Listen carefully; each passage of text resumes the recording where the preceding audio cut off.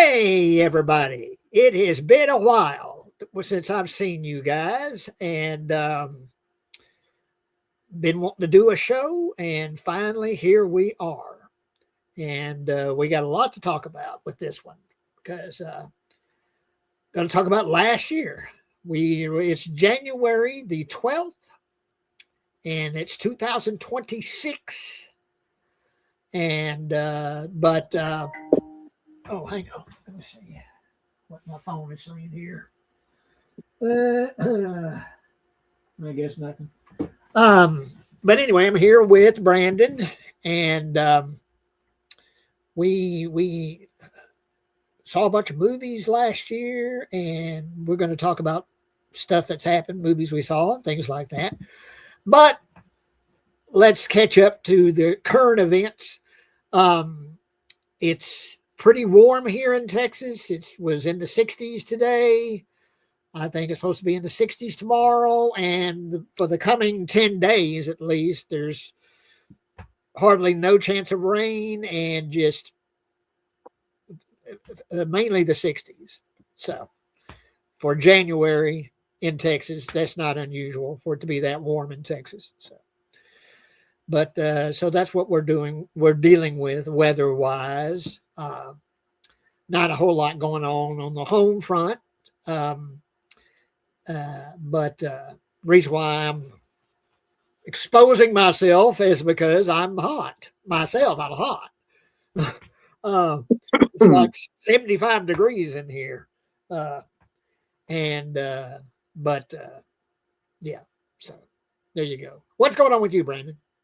Well, I'm surprised. It seems like none of the news is talking about it in Texas, but they're pulling bodies out the river in Houston, and we might have a serial. Well, we do have serial killers. It's more than three, but it's kind of weird how the local news or no one's talking about it. I seen it on a law and crime channel, and it's like, yep, three more bodies found in the rivers in Houston, and it's like, okay, well, damn.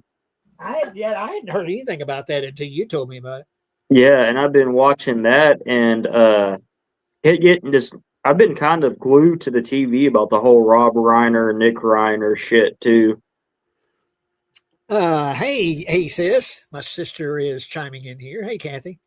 Yeah. Well, we're definitely going to talk about Rob Reiner. We're definitely going to get to Rob Reiner because I have quite a bit to say about that. But trying to think what else is going on here, just recently, as far as, I hadn't heard about that, about the. I don't know enough. I don't really know enough about it, but I know that the lady got shot by ICE and there's been protests in Texas about that. And there was a police officer here in Texas a few days ago that was shot and killed. He went to, he stopped him, I guess, stopped his car, I think, to serve a warrant. He had a warrant. And the guy shot and killed him. I'm sorry I don't have his name. If anyone out there is watching can tell me who the officer's name is. But yeah, shot and killed him. And then he went and killed himself. When they were going to try to talk to him and negotiate with him, he shot and killed himself. So. That's terrible. Everybody's killing each other in Texas. And of course, the woman killed by the ICE agent that's just horrible. Hopefully things are going to change this year as far as when midterm elections come around. We need some changes, and hopefully there'll be some changes. It's one of those things to where I didn't want to see the video, but there's people sharing the video around, and I'm all I haven't watched it. I don't watch it. I tell you something. I watched that Bud Dwyer video like 20 years ago, and since then I do not watch people getting killed. I don't watch it. What's the Bud Dwyer video? Oh, Bud Dwyer! Oh my God, you don't know about Bud Dwyer? Was he the dude who just went? Yeah, he put the gun in the roof of his mouth and blew his top of his head off. Yeah, they showed that in one of the Faces of Death movies, and I thought it was fake. Yeah. Well, when I saw Bud Dwyer killing himself, I saw that video. I swore off watching anyone get killed. I didn't see who was that guy, that politician that was killed, shot in the neck. I didn't see that. Oh, I saw that by accident, and that was fucking horrible. Yeah, I I know. don't even know why they allow that because I was just scrolling, looking at cat videos, and it, like, oh shit. No. I do not, unless I accidentally see something like that. But we've got some people that have chimed in here. Hang on. We got Acres of Movies. This year's best song sung blue. Hamnet, Mastermind. I haven't seen any of those movies, but I've heard of all three of them. But I do want to see those. Kathy says, I watched Landman last night with Demi fired Billy Bob as her landman. Oh, well, you spoiled it, Kathy. I haven't seen that yet. And Akers says, also great one called Americana. Begonia, I want to see Begonia, where this guy accuses this woman of being an alien, and she. Oh yeah, I want to see that too. Yeah, I want to see that. And I don't want to spoil what happens, but I know what happens. I wish I didn't know what happens, but whether she's an alien or not. So many incredible movies. Highly recommend Mastermind. Joss O'Connor, best heist movie I've ever seen. Way better than Heat. Mastermind 2025. Okay, yeah, definitely get something to check out. Song Sung Blue was the best movie of the year. Neil Diamond cover Lounge Singers. William Blasco. Good evening, fellas. Hope y'all having a great Monday. Hey, William. But yeah, thank you guys for joining us tonight.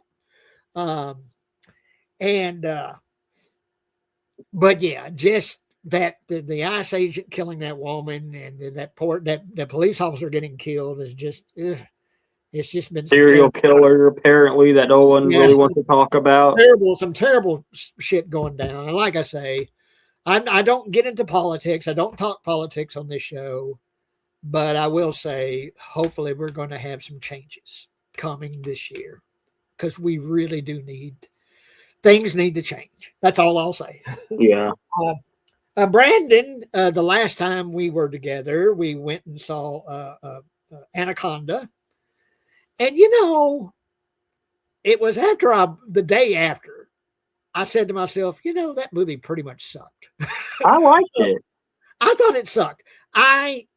I enjoyed watching it though, which is weird. I thought it sucked, and yet was it because Cody Leach said it sucked, and then you changed your mind? No. I haven't watched Cody Leach what he said about it yet. It was just my own opinion of it that I thought, it really wasn't very funny. Jack Black always makes me laugh. I did laugh, and like I say, I enjoyed watching it. Because I enjoyed getting out and seeing a movie and going to the mall and going out to eat and all that. So I didn't have a bad time, even though I have to admit that movie kind of sucks to me. I liked it. I thought it was funny. Anyway, Brandon gifted me a 6-pack, 12-pack? What is it? 12-pack. A 12-pack of Victoria, and explain the origins of this beer here. Well, I like drinking some of the Mexican beers because usually it's German immigrants that go to Mexico and they kind of, it's like the cerveza style mixed with that kind of malty, hoppy. I don't know if you ever drank a Mexican beer, they have their unique taste. But the dude, sorry to interrupt you, but yeah, it's has a very malty taste to it. The dude went from Switzerland to Germany to Mexico and kind of came up with the recipe along the years. Yeah, it's one of my favorite ones. I like Victoria. It's good, easy drinking, but it has a very unique kind of sweet taste to it. It's pretty much, it's different than any of the ones that you have given me so far. The taste is different. I like it. Yeah.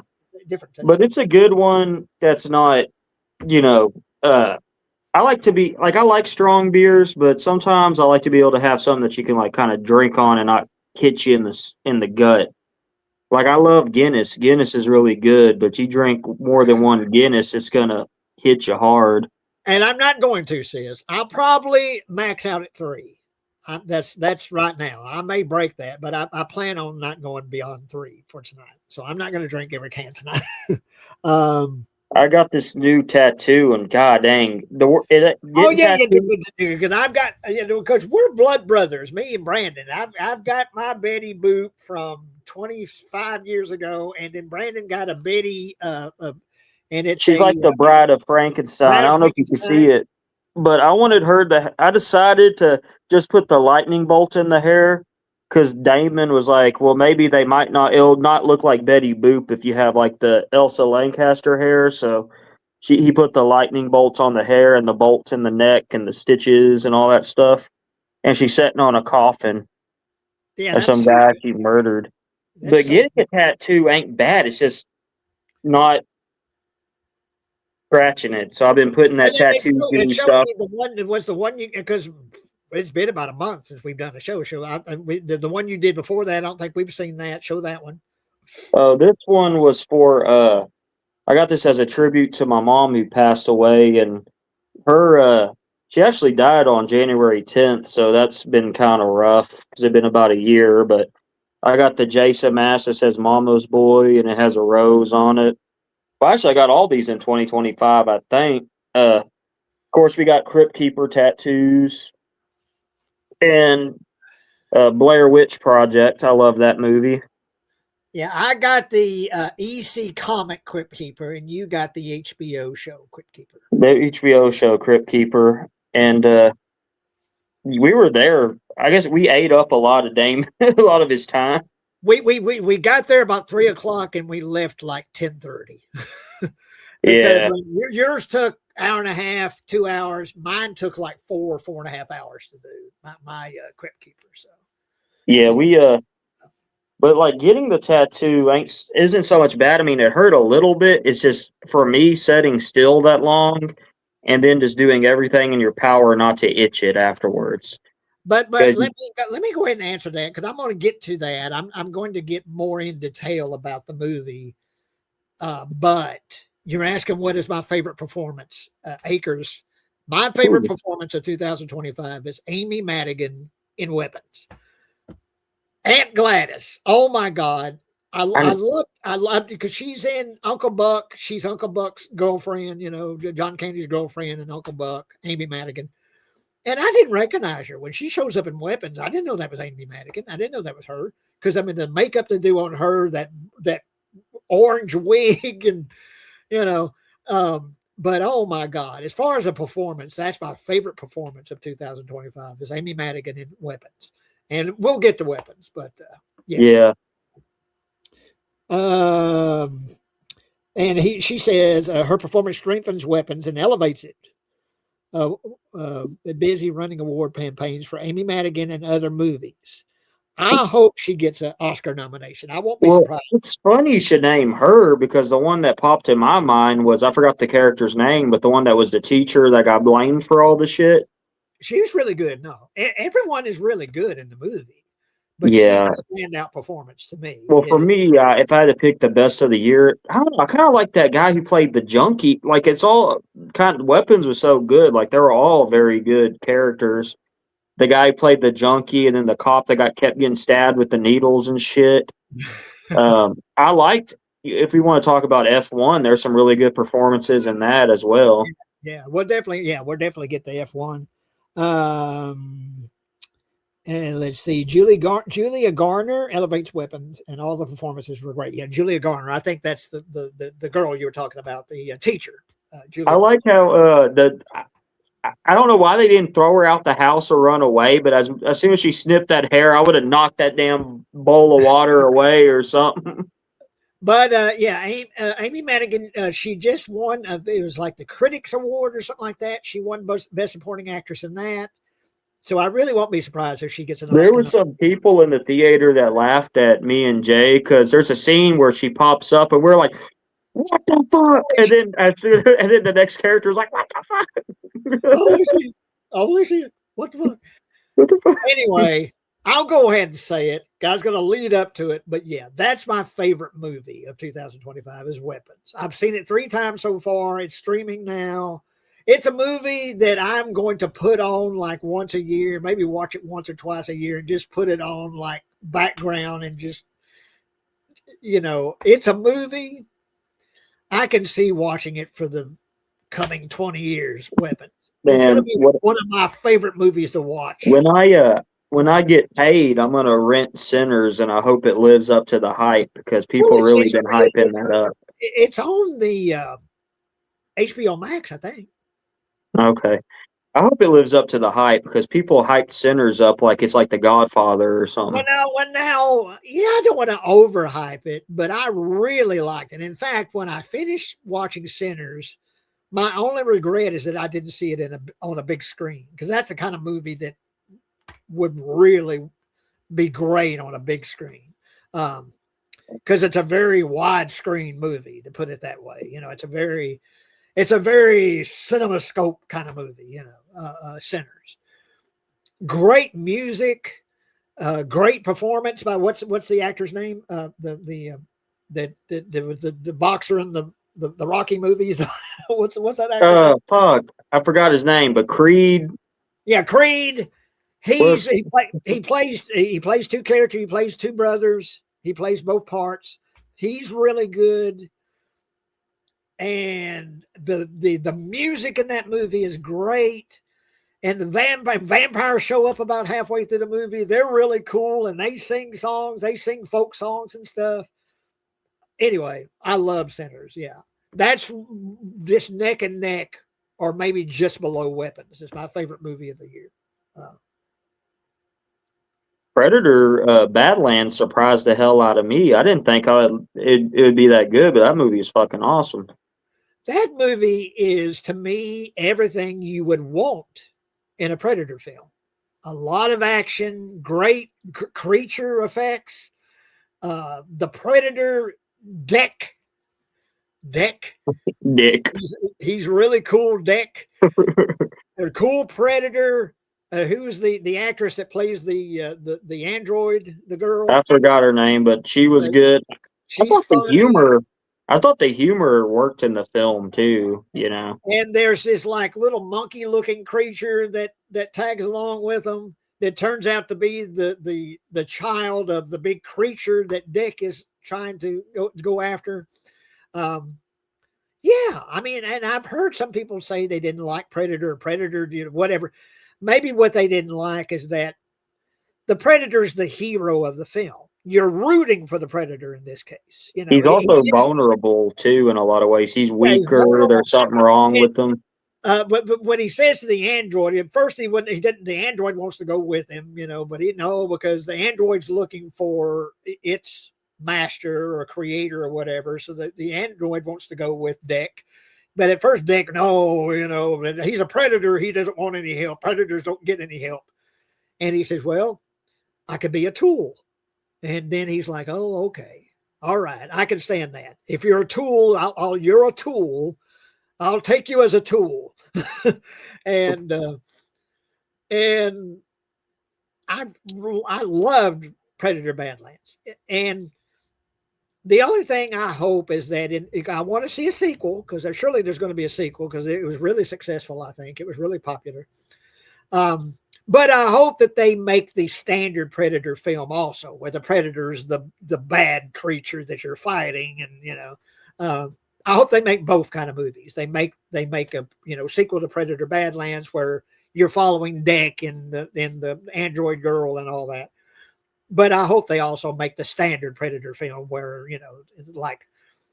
and I want to see a Predator film set during World War II. I love World War II movies. Oh, that'd be cool.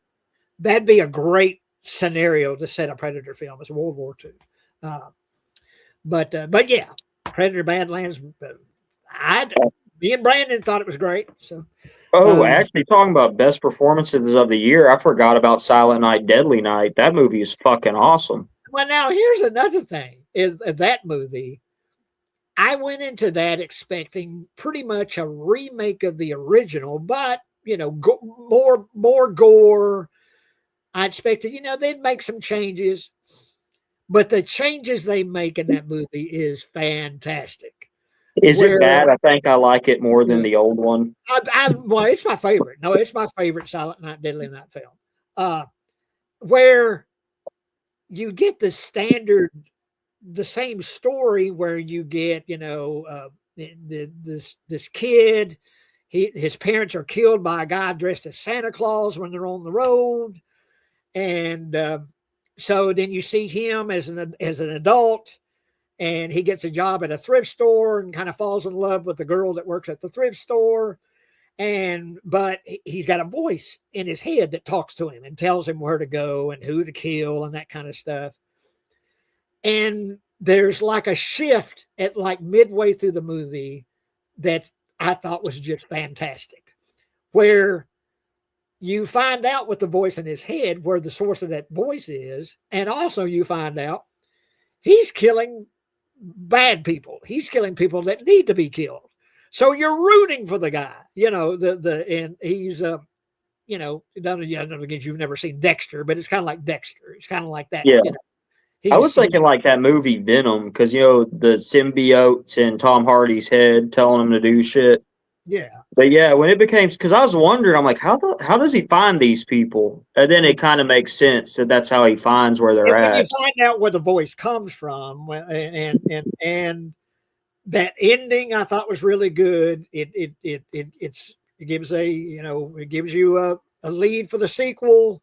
I hope the movie was successful enough. Dude, that actress did a good job too. Like, she was really good. Yeah. I like when she beats the shit out those kids for like bullying her nephew or something. And the fucking Nazi party was hilarious. Yeah, it was fun. It's been a while since I laughed out loud, but that lady, she goes up there and she's like, "I'm dreaming of a white Christmas." And on the screen, at first, it would kill whoever the woman's name was, and then it marks it out and says "Kill Nazis."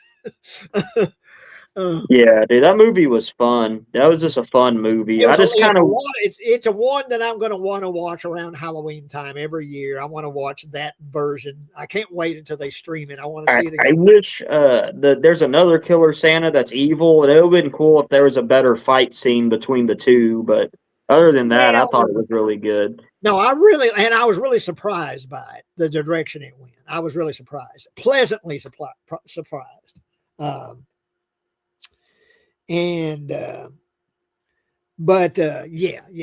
was a lot of fun. Silent Night, Deadly Night. Let's see. Ozzy died. Oh, that sucked. That was a big deal. Ozzy passing away. Cause gosh, man, growing, in the 80s, I remember going to like school because I was in drama and going to like, competitions and play competitions and stuff. And I had a Walkman, and I remember taking my Walkman with me and listen on the bus on the way to these different, competitions, and listening to Ozzy, just listening, Bark at the Moon and all these different, I remember listening to Ozzy all the way there and back. So yeah, to lose Ozzy was a big deal. And of course, with the Black Sabbath and his solo career and everything. Yeah. Well, Ozzy, there's certain artists to where like, I can't think of like a bad Ozzy Osbourne song. They're all bangers, Yeah, dude. And of course, with me being old, I first was introduced to Ozzy through Black Sabbath, of course. Gosh, there's so many songs. I mean, the one I like is they play it during the wrestling matches when they have the War Games cage, and it hypes you up because they're lowering the cage. It's like, "That Black Machine." It makes you want to beat somebody's ass when they're lowering the cage and shit. It's badass. One of the best opening lines to a song is a Black Sabbath song, and it's Ozzy. "Finished with my woman because she couldn't help me with my mind." Which is Paranoid. "Finished with my woman because she couldn't help me with my mind." But yeah, dude. I always like Mr. Crowley too. That shit was badass. I listened to that today. There was a radio station I listened to today, and they played Mr. Crowley. So yeah, dude. I mean, he's real good, man. It's crazy because I know there's more singers that died in 2025, but that's the one that kind of sticks out in my mind, to where it's like, yeah, that was real. That was a bummer. Well, yeah, and that affected, of course, everybody. Everybody loved Ozzy. I mean, Well, see, I first was introduced to him through that television show he did where it was like his family and shit, the Osbournes. Osbourne, yeah. Yeah, and it's just the crazy shit that he did, on there, and sad. It was sad shit, but his music lives on, man, and even his new shit, like the albums he did before he died, were really good too. Yeah. It's But just yeah, when you get to be in that bad a shape, I hate to say it, but I mean it's sad he's dead, but at least he ain't like I think didn't he get paralyzed or something from strokes and shit? well, yeah, he was. I don't know if he was completely paralyzed, but he was in a wheelchair, and and of course the way he talked was, you tell he was definitely affected by, multiple sclerosis or whatever it is that he had. Of course he just lived on drugs back in the Well, damn, he lived a long 60s and life though. 80s. But he outlived everybody. Is Keith All Richards those dead or is drugs he Keith did, he Richards outlived is Keith everybody. Richards still alive? Yeah, Keith Richards is still kicking. Yeah. Maybe drugs do something for you. I don't know. Hey, Black Glove Reviews. Hey, Black Glove. Nice to see you. But yeah. And since we're going to talk about some more movies, but let's go ahead and get to this because I was on the Subjective Perspective Collective show and we were talking about the Omen franchise.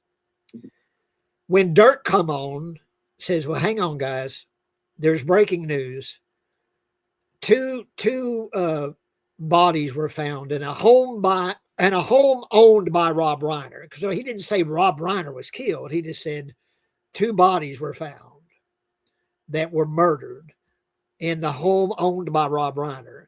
And then so we went on with the show a little more. Then finally he come on and he finally confirmed it. He goes, "No, it was Rob Reiner and his wife."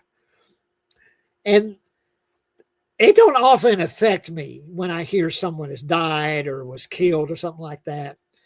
Ozzy certainly affected me, but that hit me even harder. Hearing that Rob Reiner and his wife were murdered by their son. My goodness. Yeah, the circumstance around it is what really hurt. The only thing I could think of was it kind of reminded me of the Chris Benoit thing where the wrestler killed his kid and wife and then killed himself. Anytime anytime a kid kills a parent or a parent kills a kid, I don't like it. It upsets me about that, and the fact that I know they said he might have been mentally ill or whatever, but I don't know. Especially they made that movie together called Being Charlie, which is kind of about his son's drug addiction and shit. And I kind of want to watch that, but at the same time, I kind of stayed away from it because I'm like, I don't know. It's still kind of fresh, and I don't I know. tell you what I think I would like to do is do a separate show just about Rob Reiner, about Yeah, his filmography's his amazing. filmography, and of course, All in the Family, and He was a humanitarian too. yeah, He would help starving families and homeless people. Like the dude was like he was he I'll didn't tell deserve you, what happened to him. when Dirk first come on and said that it was him and that he had been killed, the first thing I thought of was, oh God, it's some crazed Trump supporter because he hated Donald Trump and he really spoke out against Donald Trump. And, but then when it's later, I think it was the day after when I found out, I heard that it was, I think maybe my sister had said that it was his son that had done it. Well, I was at work and I was scrubbing one of the halls at work, and then one of the nurses is like, "Oh, they have his son in custody," and I was like, "Oh shit, his kid probably did it." And then she was like, "I don't know if someone would kill their parents." I'm like, "Why else would he be in custody?" Yeah. And, but anyway, I think I want to do a separate show and and we'll talk about the show will be about Rob Reiner. Yeah, you gonna watch the Being Charlie one? Because I'm kind of curious about that since that's the one they worked on together. I'm gonna search and see what all's It's available. for free. It's for free on YouTube. What did I see? Do you have a list of everything? Kind of refresh my memory. What did you say, sir? I said, just kind of name some stuff off to refresh my memory. And of course, Stand By Me, No, I know Misery. that. No, I know the Rob Reiner stuff. I was just talking about 2025 movies. Okay. Well, uh, I'll tell you, and I have to really thank Brandon here because for years and years and years, I never got to go see movies in the theater, and I really missed it. Because it is a different experience. Seeing a movie in a theater is simply a different experience. It's a different way to. It's the best way to see a movie. It's the best way to take in a film. And thanks to Brandon, I was able to see several movies in the theater, and it was just great to be able to get back in the theater again and just the big IMAX screens and the surround sound and all that great stuff. And the first movie we saw, because it was Brandon, he sent me a message or called me. He said, "Well, there's a, a barbecue place there in Mahia I'd really like to go to." And so I'll treat you. I'll come down there. Let's go to that barbecue place. Well, he came down. We went to the barbecue place, but they were closed. So I said, well, there's the Anna Nicole Smith chicken place, the place where Anna Nicole Smith worked. And they have good chicken. So we went to the chicken place and had chicken. And Superman had just come out. And I said, you want to go see Superman? He goes, yeah, let's go see Superman. So we went. Oh yeah, that was badass. We went and saw Superman, and I just, first of all, to get back in a movie theater was just great. But to take in this movie that I thought really put the fun back into Superman, those old Christopher Reeve movies that it kind of harken back to that. You get the theme song, the John Williams theme song, you hear that, in the movie. And it was a lot of fun. It's very colorful. It's, the I don't know the actor's name that plays Superman, the actress that plays Lois Lane, but they're really funny and good. It was funny and great action, and it had that, Superman is doing the right thing, doing good, and you got that Superman is America's Boy Scout. And really enjoyed watching it. That was the first movie we saw together is Superman, and really enjoyed that. And I've seen it a couple of times streaming too. So, but really liked Superman. And then I don't know if this was the next one we saw or not. I rewatched this a couple of weeks ago. Together. Now, how to describe this movie? Together.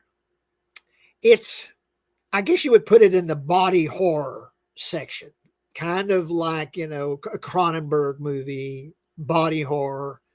But have you ever seen or known like a couple that really shouldn't be together? They really, the spark is going out of the relationship. They really should move on. They're holding each other back, and they don't really love each other. They're just together out of habit or something.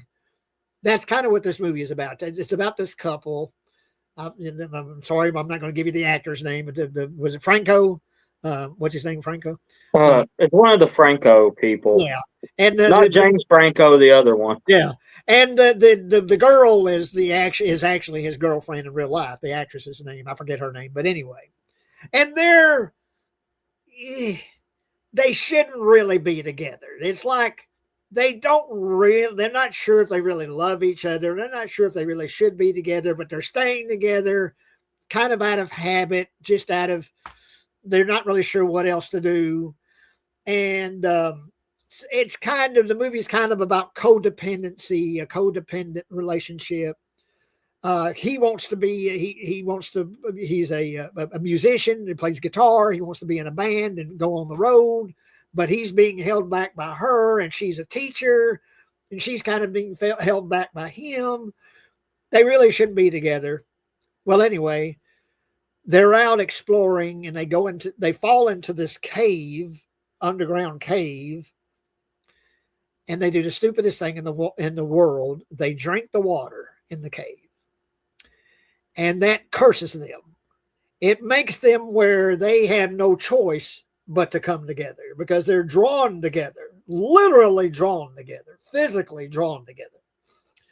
And I won't go into all the details about it, but it gets into some gruesome body horror stuff where their hands or arms are fusing together and their faces are fusing together and all that.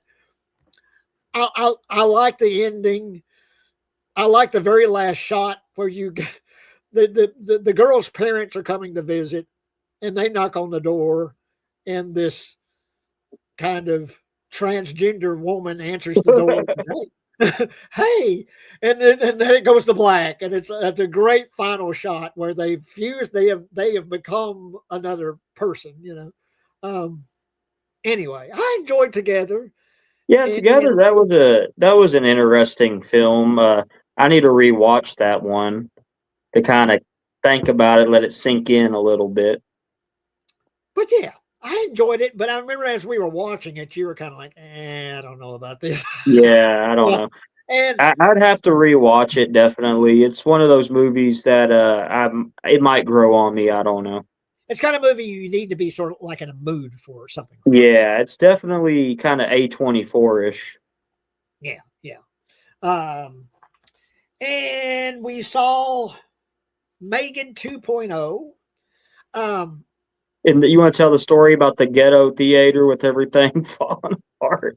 Well, when we saw Megan 2.0, it was just about to go out of the theater. So it was this hanging on by a thread, it just like its final showing, probably the last weekend it was showing in the theater. And they put it at this very last theater at the very end of this hallway. And there's like a trash can in there full of trash, and there's big old vacuum in there. The previews froze. And were we the only ones in the theater at the time? There was one guy who came in. It was us and one other guy. Yeah. So I liked it. I didn't love it. I wish they would have gone more in the direction of the original movie and made it more of a horror film, more of a sort of a slasher film like they did the original.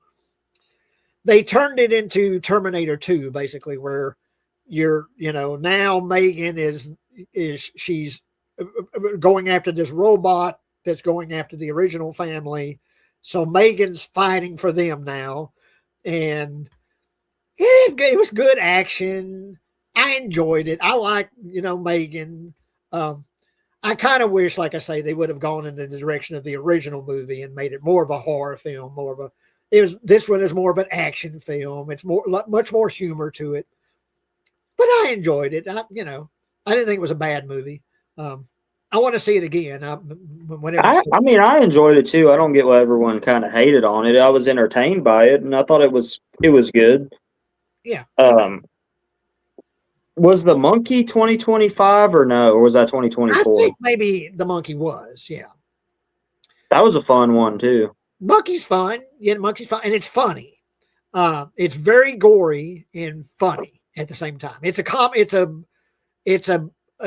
gory comedy horror film. And it's what is it? Osgood Perkins, who is a director. Yeah. Let's see. And then we saw two movies that it's going to be a lifetime memory for me. For one thing, to see the Texas Chainsaw Massacre in the theater. And it was a great print of it. Great. They made the sound, the kind of surround sound. It was a great polished print of the Texas Chainsaw Massacre. Still grindhousey, and grainy, but still really, they cleaned it up, the print. And that was just great to see that in the theater, Texas Chainsaw Massacre. It's almost like watching it for the first time all over again. It was very, there was things that I never noticed before. We always talk about when we saw the corpse in the cemetery just dripping and sweating, and it was a very, very fun experience, and hopefully they'll start showing more older horror movies and stuff. And it was good. Jaws was cool too, with the seats Well, moving and that was the shit. other movie I was going to do. We saw Jaws, and it was the D box seats or whatever you call it, where the seats would rattle and jump and vibrate and stuff along with the action in the movie. That was another great print. You see Spielberg at the very beginning of it, and the first thing Brandon says is Jew. I don't know why. I think I'm developing Tourette's, Jew. but I didn't mean it in a bad way. I like Jews. I didn't mean it in a bad way. It just popped out my mouth. Jew? I don't know. Keep them entertained. We'll get another beer. So. Yeah, I don't know why that happened. It was just like, yeah, I don't know. It just popped out my mouth. But yeah, Jaws was cool. It was just interesting seeing that. I would say the Texas Chainsaw Massacre, there was quite a few people there, and they showed a sneak preview for that Chain Reactions documentary with Patton Oswalt talking about the Texas Chainsaw Massacre and the silent version of Nosferatu. And I think they should show like the silent film Nosferatu, because that footage looked fucking dope on the big screen, especially if you have a good soundtrack with it or something. Yeah. But yeah, they definitely need to show more older stuff. That'd be really cool to see some classic films in the theater. Well, of course, The Exorcist. That's the main one that I would love right Yeah, now. Theater is The Exorcist. The Exorcist would be real. I'm surprised I'm sure they have, but I'm surprised that's something that they don't run more often, like around Halloween time or something. And the theatrical cut, I don't think is that long, is it? Just like an hour, maybe hour 45 minutes, something like that. Now, which movie is that? I think the theatrical cut of The Exorcist is like an hour 45 minutes. Like, it's not that long. So I mean, I don't know why they can't just show it during at least once a year or so. But that would be one that'd be cool to see. I don't know if you saw the new Toxic Avenger, but I kind of like the new Toxic Avenger a little better than the original as well. Yeah, I haven't seen it yet. I do really want to see that. And this year, Robert Eggers, who, of course, he did Nosferatu and the Lighthouse, and what were some other movies that he did? But he did The Lighthouse, Nosferatu. He did all kinds of stuff. But anyway, this year he's doing Werewolf, and I can't wait because he will make a great werewolf movie. I just know. Well, Nosferatu was amazing, and so the new werewolf one, it's interesting because he spelled wolf with WULF, and it's supposed to take place in like the old timey days and shit, and that's perfect for him. So yeah, because he does he really goes into detail about the way people talk and the way people act and dress and yeah. So it's going to be interesting, and I kind of think that he might be the dude who kind of brings the Universal style, Hammer style kind of film back to the mainstream. If you want to talk about Del Toro's Frankenstein, we can, because I really enjoyed that as well. I really did enjoy that. I like both of the actors. I like the Frankenstein and the monster. Both of those actors are really good. And I like the perspective where it starts off with the perspective of Frankenstein and him creating the creature. And then it shifts to the perspective of the creature and his perspective and his story. I really like, that, and that's another movie that would have been great to see on the big screen. Yeah. Let's see. We saw Long Walk. There's another one that I'm really looking forward to seeing that again. And that's another one I can think of revisiting often is Long Walk. Based on the Stephen King story. The movie is really good.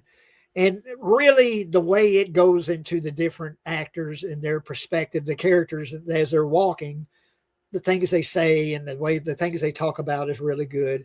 I put it right up there with like Stand By Me and such as that, where a really good Stephen King adaptation. It's And very. I was surprised at how good it was because I was like, I don't know if this premise, how this is going to be for a feature length film, but it was really good, and I love the ending of that movie too. To where just how it ends was just. I thought it was perfect. Chef kiss ending. kind of an ambiguous ending where he just walks off. Well, he's just killed. What is it? Mark Hamill. Luke Skywalker. But he's just walking off, and no one's saying anything to him. The police aren't coming after him, or the authorities aren't coming after him. And I'm thinking, well, they probably killed him. Of course, they don't show him being killed, but they show him just sort of walking off, and there's no one coming after him or anything. I thought, well, they probably killed him. But I like that ambiguous ending where you're not sure, really. You just see him walking off, but it's a great ending. But yeah, really did enjoy Long Walk. F1 was a fun movie that I didn't think I would like. Talk about is F1. That was the F1 racing. Brad Pitt. Of course, you can't lose with Brad Pitt. Great, just point of view shots of the cars racing along the track, and just all the ins and out of F1 racing about how it's like one car will help another car move along, and really interesting. The heat on the tires, and because I never knew they physically trained for that shit, but apparently they have to like run and do endurance training and all kinds of stuff, and it was just a fun movie, and I really enjoyed it. I like the rivalry between Brad Pitt and the younger guy. Yeah. And it was a cool experience, man. That was one definitely that if you didn't see it in the theater, you missed out. But Akers is not liking some of these movies that we like. She didn't like Superman. She gave it a 3 out of 10. And she says, I predict the new werewolf movie will flop, and then Eggers will make the next Nightmare on Elm Street. Well, I hope it won't flop, but that would be cool if he made the next Nightmare on Elm Street. Yeah. She gives Long Walk a C-. Didn't really like it too much. Some parts were too parade, and some parts were too fast, and overall, I was underwhelmed. Oh well. I feel J.K. Simmons was a better fit for the Mark Hamill role. Simmons originally cast. I thought he was good. I like Mark Hamill in that role. Yeah, I mean, I enjoyed the movie, but then again, I don't know about Jay, but I went in with really low expectations and came out like really loving it. So I don't think I went in with any expectations other than just. I think the reviews were pretty good for it, and so wanted to see it. And let's see. I'm trying to think what else. Final Destination: Badlands. Bloodline. Was it Badlands? Bloodline. Oh damn! That's a good one. That was one that I actually really enjoyed. If you like the Final Destination films, that's a really good one. It's one of the better ones, definitely. It's way better than the Final Destination. 5 was pretty good, but I think it's better than. It's up there with 1 and 2, I would say. And that opening at that tower is really good. And but yeah, if you like those films, it's one of the really good ones. So Final Destination, Bloodline. Let's see. I'm trying to think if there's what else. There's anything that I'm missing here that we saw in the theater. Oh, Black Phone 2. I was surprised by that one. I didn't really have much expectations for that one either. But that was actually pretty good. I enjoyed it. And I like the kind of shot on 8mm, the film. It was very sequences. I thought it was better than the first Black Phone, to be honest with you. I wouldn't say that. No, I like the first I one would. better. But I did enjoy it. and it kind of goes sort of in a Nightmare on Elm Street area with the grabber is now he's dead, but he's still coming, and so it's kind of a Freddy Krueger-ish kind of feel to it. But no, I enjoyed it, and it had a ending that choked me up. I'll say that. It did me too. It got very emotional. There's actually some scenes in The Long Walk that I thought was very emotional as well. Yeah. Uh, but yeah, dude, that was very good in Black Phone too. Let's see. I don't know that might be all. I'm trying to think of the movies we saw in the theater. And I think maybe that covers that, the movies we saw in the theater. Talking about what's going on here locally on July 4th, I've got neighbors across the road that always have a big, huge fireworks display. They spend thousands on it, and just, and usually I watch it from my house. I go out there and I watch it because you can see it up in the air, even though they're across the road, you can see the fireworks. But I thought, what the hell, I'm going to go over there this time. And I went over there, and there was a big crowd, and they were giving away beer and hot dogs and stuff. It was a big, come as you are kind of thing. Yeah, come on, Jay. They saw me, and hey, Jay, come on. And watched the most fantastic fireworks display I've ever seen personally. Just amazing. They just tried to think the money they must have spent on those, because they had, professionals out there shooting off the fireworks. And it just went on for like an hour and a half, fireworks. Well, on that same day, July 4th, off West Texas, there was devastating floods. Oh shit, yeah. And like 20 inches of rain in like a day's time. And there was people that were camping at these campgrounds that were just washed away, and people were drowned. Over 100 people were killed during those floods. Several children were killed. Just terrible, terrible, terrible. It was like, if you live like in Galveston or an ocean front, you expect to be hit like, hurricanes and things like that. But you don't expect just in Central Texas to be washed away by water. And what was weird is it was just rain. It wasn't like real bad weather or anything. It was just regular old rain that just would not stop. Yeah. Yeah. And it was devastating. And it's one of those things to where I know people want to point fingers and shit, but you don't expect that in that climate. Just like when the winter vortex or whatever that was hit us, you don't expect for that shit to happen. It's just with how crazy weather is changing now. It just rained and rained and rained and just didn't stop. Yeah, yeah. But yeah, that was terrible, and I hated to hear that. I mean, so many people were killed, and just families affected, and just that was terrible. So that day I saw that amazing fireworks display was also the same day that just people were washed away. It was just terrible. We got rain. We got a pretty good amount of rain here, but nothing like that. But no, they were like drowned. It was horrible. Let's see what else has come out this year. Oh, Companion. If you haven't seen Companion, Brandon, look. I haven't seen that. Companion, and that's a movie that's best to go in not knowing anything about it. So I'll just say that. I won't really go into detail about that movie. I'll just say you need to see Companion. Really like that movie, and and if you've seen the trailer or if you've seen reviews, well, you know what the twist is or something of Companion. So, but I'm not going to say it now, but I really did enjoy Companion. That was one of the standouts of the year, that movie, Companion. Woman in the Yard. I actually liked that one. That one was good.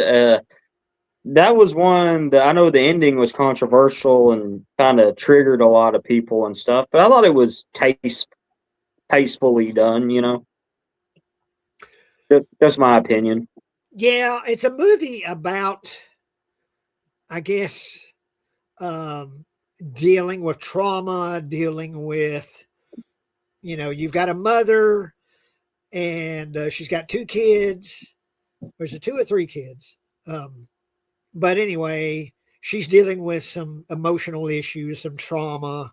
And then you have this woman out in their front yard that's just sitting on the ground. Her head's covered with a veil, and she's just sitting there in the yard. It's literally a woman in the yard. And as the days go on, she gets closer and closer to the house. And I won't go into detail. You find out who the woman in the yard is, and you find out, what this mother is dealing with on an emotional level. And yeah, that ending, because you mentioned Cody Leach earlier. He reviewed it. He really hated the movie and really hated that ending. He thought that ending was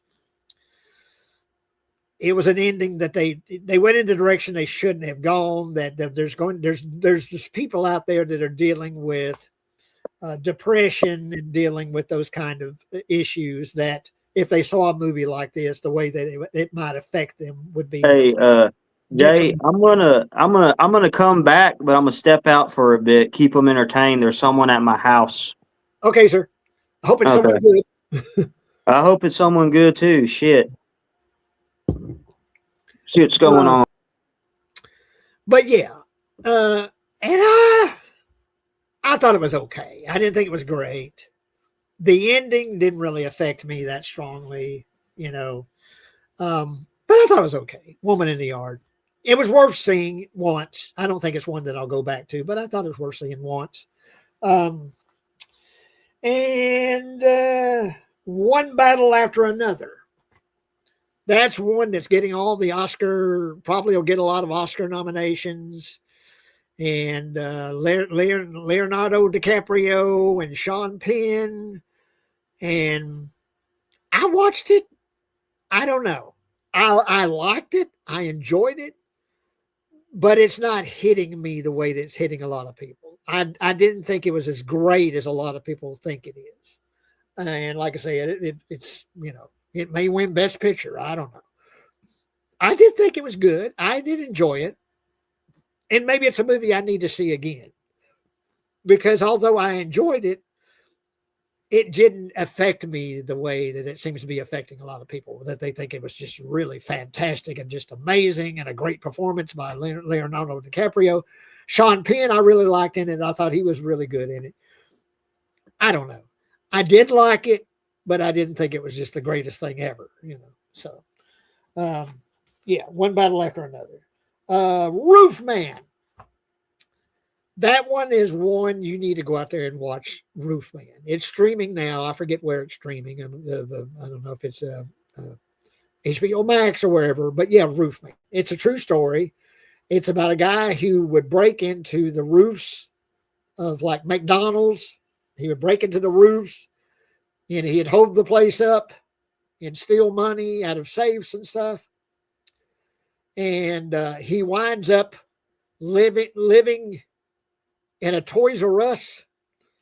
He fixes him a place to live where he's out of sight, and he's living in a Toys R Us, and he has a relationship with this woman in the town, and it's a true story. It's really amazing that this actually happened, but it's a true story. But really enjoyed Roof Man. It's kind of it gives you a nice feeling in your heart. The guy's nice. He's a good guy, even though he holds up places. He's real nice to people. He'll give them coats to wear, and like put them in a cooler, as he's stealing the money, but he gives them a coat to wear, and he's really nice to people, even though he's holding them up. Yeah, I enjoyed Roof Man quite a bit. And Ben, hey, Ben RD81.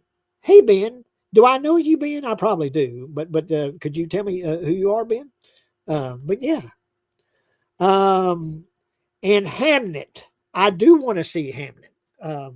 Yeah, Acres. You say it's a visual marvel. Yeah, I do want to see Hamnet. Um, but let's see what else. Let's see. Yeah, we talked about Rob Reiner. Like I say, I'd like to do a separate show and just mainly talk about Rob Reiner, talk about his movies, and All in the Family and such as that.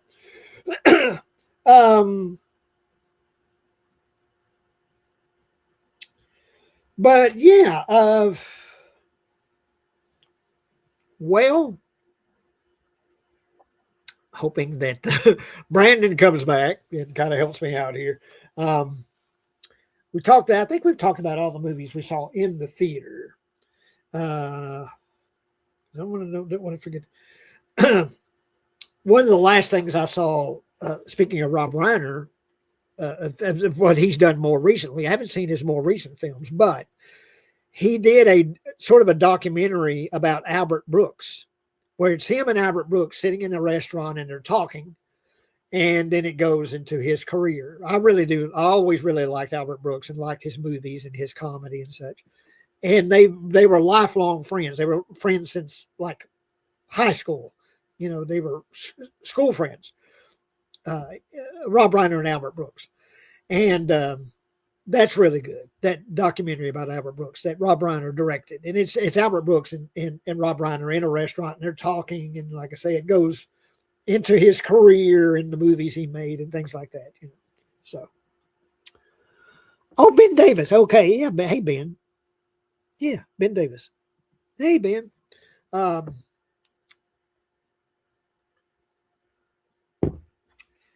But you guys help me out. You come over, and have any questions or any comments, help me out here before hopefully Brandon comes back here soon. But I don't know. He had someone show up at his house, so don't know who it is, or so he may be needing to entertain. I don't know.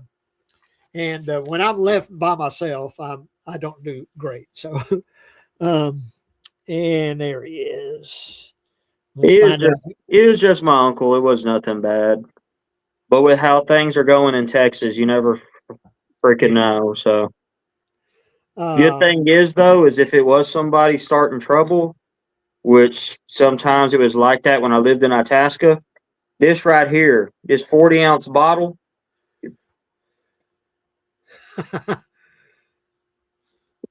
Well, the thing is, when you hit them with it, you're going to break it. So, I don't know. You'd be surprised.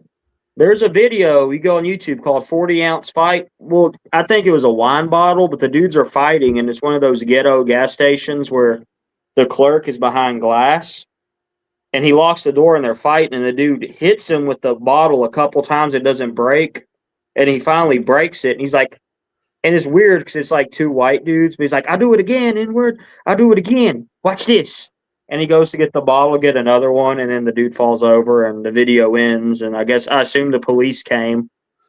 Oh. But yeah, it was. I have to send you that. It's crazy. It's called the 40-ounce fight. So yeah, these things are this and the Twisted Tea. Have you seen the dude who got hit with the Twisted Tea can? There's a fight. That was another one.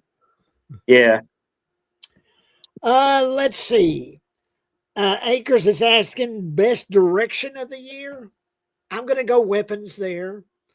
Because weapons, as like Brandon said, there's a lot of oh fuck moments in weapons. Just like it really is. I'm trying to think of all the movies that came out in 25. There's one called Bring Her Back, which I think was 25, which was really good. But weapons, yeah. Bring Her Back, I enjoyed Bring Her Back, although it's a real downer of a movie. Yeah, it's real fucking depressing. And it's a real down. It's a movie that I don't want to go back to very often because it's just like at the end of it, you're just like, that's tough. I didn't see Spinal Tap 2 yet, but I heard that was really funny and good. I really enjoyed Spinal Tap 2, and of course, I watched that in like a month later. See, it was crazy because a lot of people who know it's weird because I listen to all kinds of music, but I mostly listen to like classic country and shit. But Elton John's my favorite singer, and I had several people tell me he has a big part in the movie. It's a funny part too. Yeah. So I want to be able to see that. And yeah, and that Rob Reiner thing is weird because before he died too, when we went to the movies, we are talking about All in the Family or some shit, and it's just like, oh damn, that's weird. But and I saw because it came in streaming now of Spinal Tap 2, and I watched Spinal Tap 2. Really enjoyed it because the original is one of my favorite comedies of all time. Rob Reiner with talking to him about the amp that goes over 10 or so whatever. But it goes to 11. It goes to 11. Yeah, it goes to 11. And but anyway, I really enjoyed Spinal Tap 2. It was like going back and these characters again, and of course they're old now. Everyone's old. But really enjoyed it, and yeah, the Elton John thing's funny, and but yeah, really enjoyed Spinal Tap too, and but Acres, I think I'm going to back up. I think the best direction of the year was Sinners. As far as the look of the film, the editing, the way it's shot, I'm going to go with Sinners. I was going to say I really enjoyed Del Toro's Frankenstein, but a part of me also is like, how much is him and how much is that like this weird CG animation they did or something? Yeah. I've seen some of the sets, and like I don't know, it's weird. It's like maybe they filmed on physical locations, but then they doctored it up. I don't know. I would imagine that it was a combination of both, of practical sets and like, CG stuff. I don't know, weapons though. I think that might have been the one that I gave the most positive review to this year. So I might go with weapons. Weapons just slightly edges out Sinners is my favorite of the year. Yeah. I loved Frankenstein though, because I'm such a big, Universal monsters guy, but but yeah. But they're almost even. Is Sinners and Weapons. And what's weird about that is, I told my sister when it's streaming, I said, you got to watch Weapons. It's on HBO Max. Go watch Weapons. And she watched it and she goes, yeah, it was okay. I was like, what do you mean it was okay? It was great. She goes, Some people hate it, but. And then Dirk didn't like it. Ooh. Wait a minute. The 28 years later was 2025, right? That was well shot. I enjoyed that quite a bit. And the Bone Temple's coming out this year. We got to see that. We got to see the Bone Temple. And hopefully, I think around the 20th, hopefully we'll see Primate. If everything works out right. I want to see Primate. I want to see Bone Temple. They've got it scheduled. Hang on, I'll get to it. Terrifier 4 is scheduled this year. Hopefully that'll happen. There's no details about what it's the setting is or what the time period. I just know a lot of wrestlers are going to be in that. Apparently, like a lot of the wrestlers are Terrifier fans, so they're going to be in the movie. Well, Chris Jericho was in the second Terrifier and the third one. He was the doctor that got fucked up. He sees he sees that the disfigured girl giving birth to Art the Clown's head, and he's like, they murder him. But it's going to be cool. I just hope they don't explain too much about who Art is. I don't need to know who he is. He's just a clown from hell. Just leave it at that. And then there's another one, and you need to go watch the trailer for it. Send Help, Sam Raimi. Oh, that's going to be dope. That's going to be therapeutic for a lot of people. And that's one I want to see in the theater because I'm a Sam Raimi, anything Sam Raimi. But that looks cool. Is it like it's on like an island? They're like shipwrecked or something? Yeah. This lady works for this asshole boss that treats her like shit, and I think he's going to fire her. Or she got fired, but they're on the plane, so they're together, and they crash, and she basically tortures him. Yeah. And I think that's going to be therapeutic for a lot of people. Well, also because, like I say, Sam Raimi, God, there's going to be some humor thrown in there too, just because it's Sam Raimi, and it's good he's doing that kind of movies again. Yeah, yeah. Um, and Akers is asking, what is her favorite score of the year? Ooh, that's a tough one. I'm also going to go with Sinners.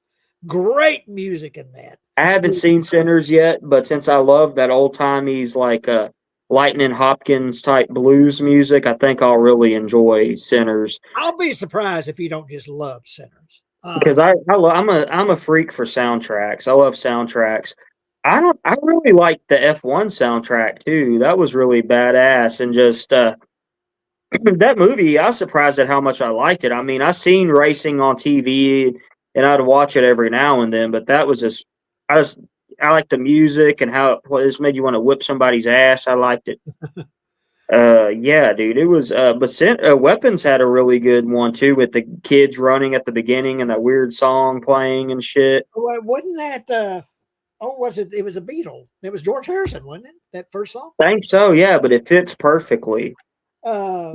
And then I love the ending of that too, when it's playing the scores going and the kids they turn on the witch and they're like chasing the witch and shit. Pull her head apart.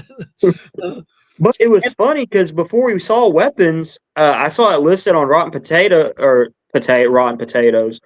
Tomatoes as like it had comedy in the tag, and I was like, what?